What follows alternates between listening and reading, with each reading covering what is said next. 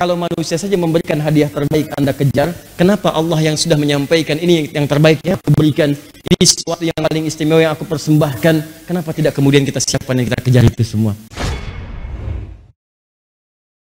Man shoma Ramadhana, siapa yang menunaikan puasa di bulan Ramadan, imanan wa ihtisaban, dikerjakan karena Allah dan dia mengoreksi dirinya bermohon ampunan kepada Allah, ghufira lahu ma taqaddama min dhanbi, dia punya dosa sampai saat itu diampuni oleh Allah.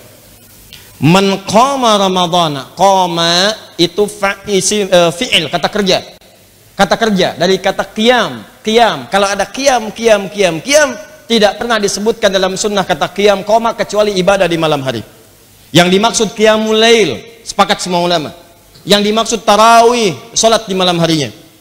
Man qama Ramadhana, siapa yang menunaikan salat di malam-malam Ramadan.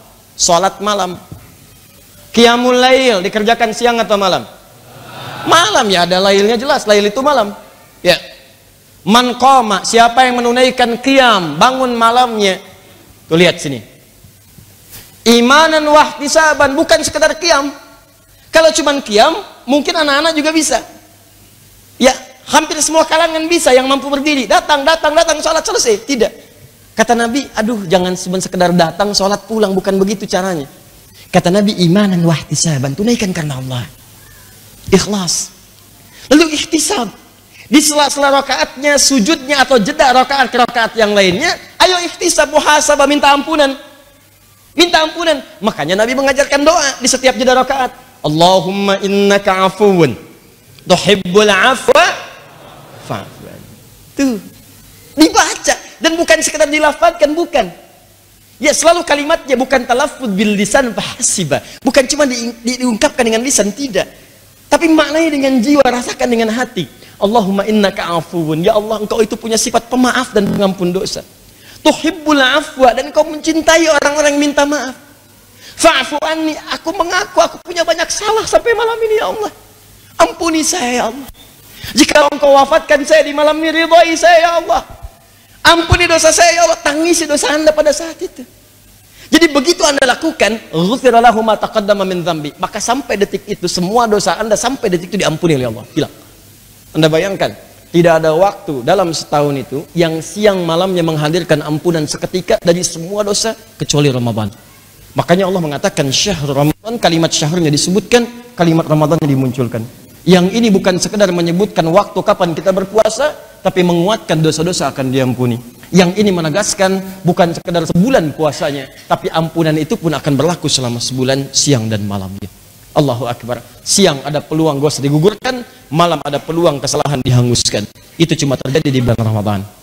Makanya semua sahabat-sahabat Nabi setelah ayat ini turun, terlebih ketika menyebutkan Ramadannya, mohon maaf teman-teman sekalian, tidak ada yang menyikapi semua sahabat Nabi Sallallahu Alaihi Wasallam bulan Ramadan kecuali penuh dengan kesungguhan, keseriusan. Bahkan Nabi sendiri memberikan contoh-contoh itu supaya bisa diikuti oleh umatnya. Jadi bayangkan, kalau manusia saja memberikan hadiah terbaik Anda kejar, kenapa Allah yang sudah menyampaikan ini yang terbaik ya aku berikan, ini sesuatu yang paling istimewa yang aku persembahkan, kenapa tidak kemudian kita siapkan dan kita kejar itu semua? Maaf, ini saya kasih gambaran ya. Di hadis Muslim, riwayat sahabat Abu Hurairah radhiyallahu taala anhu, di saat masuk surga tuh begini, ini ada kanan dan kiri. Yang kanan amal soleh, yang kiri amal salah. Ya, ada soleh, ada salah. Nanti saat kiamat itu terjadi, kemudian dihisab kita di hadapan Allah Subhanahu wa taala. Ya. Dan semoga kita insyaallah mudah-mudahan dijadikan ahli syafaat yang tanpa hisab insyaallah ya. Nanti kalau sudah masuk ke bahasan, saya sebutkan ada dua amalan yang kata Nabi langsung itu ketika dikerjakan itu bisa memberikan syafaat pada kita di hari kiamat. Amal saleh, amal salah. Ketika seseorang berbuat amal saleh kemudian berbuat salah, maaf, maka pahala amal salehnya nggak akan dihitung, tapi hanya akan digunakan untuk menutup kesalahannya. Ya, ya'ti yaumal qiyamati bi salatin, salat amal saleh, wasyamin, puasa amal saleh, wa zakatin, zakat amal saleh. Perhatikan baik-baik. Wa ya'ti qad syatama hadza, cuman sayang suka mencela si fulan. Wa qadzafa hadza, pernah menuduh si fulan. Wa akala mala hadza, mengambil harta dengan cara yang tidak dibenarkan. Maaf, wa daraba hadza, senang berselisih sampai pukul-pukulan. ya berkelahi dan sebagainya. Awas, hati-hati. Wasafaka dama hadza, bahkan ada yang menumpahkan darah, bahkan menyebut nama Allah di dalamnya. Allahu Akbar, tembak A, B, bom C dan sebagainya tanpa dengan kaidah yang dibenarkan, yang keliru. Maka hati-hati, lihat kalimatnya. Tu'khadhu hadza min hasanati wa hadza min hasanati. Kalau ada orang berbuat sholat lantas mencela orang lain, maka pahala sholatnya itu hanya akan digunakan untuk menutup celaan yang tadi disebutkan. Hilang. Diambil, nutupin ini. Ini bahaya. Anda habis sholat, keluar masjid, nyela orang misalnya. Dia belum kelihatan sholat dalam pandangan Anda. Mungkin dia sholat di masjid lain, berpapasan dengan Anda.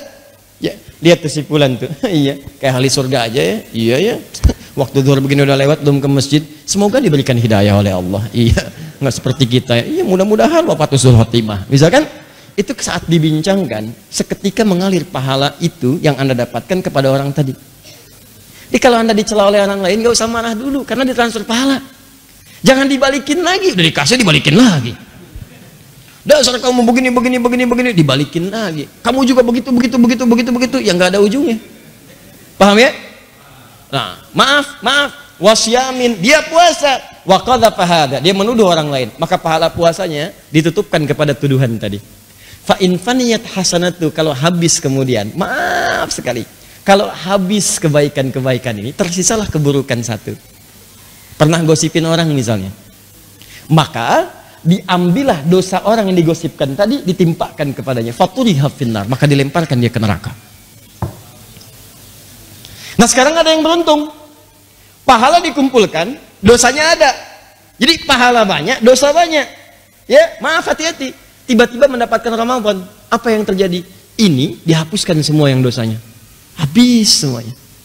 Tersisa yang baik-baiknya. Begitu habis semuanya yang jelek-jeleknya, muncul yang baik-baik. Seketika kemudian misalnya wafat dia di hadapan Allah, maka Allahu Akbar, surga baginya.